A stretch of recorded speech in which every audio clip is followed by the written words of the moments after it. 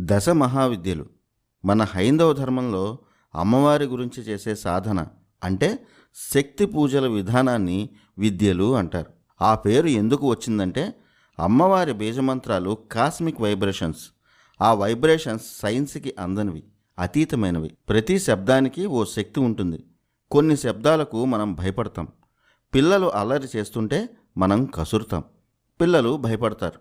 ఆ శబ్దానికి ఉన్న శక్తి పిల్లలను భయపెట్టిందన్నమాట. అలాగే మంత్రశాస్త్రంలో ప్రతి మంత్రాన్ని సరైన పద్ధతిలో ఉచ్చరిస్తే ఆ మంత్రాన్ని మనం పలకడం వల్ల వచ్చే శబ్దానికి కూడా శక్తులు ఉంటాయి. ఆ శక్తి ఒక్కో మంత్రాన్ని బట్టి ఉంటుంది. వీటిలో దశ మహావిద్యల మంత్రాలు అత్యంత శక్తివంతమైనవని మంత్రశాస్త్రం చెప్తోంది. ఆ మంత్రాల వైబ్రేషన్స్ మనలో నిద్రాణంలో ఉన్న చాలా శక్తులను మేల్కొల్పుతాయి. అయితే సరైన సాధకుడికే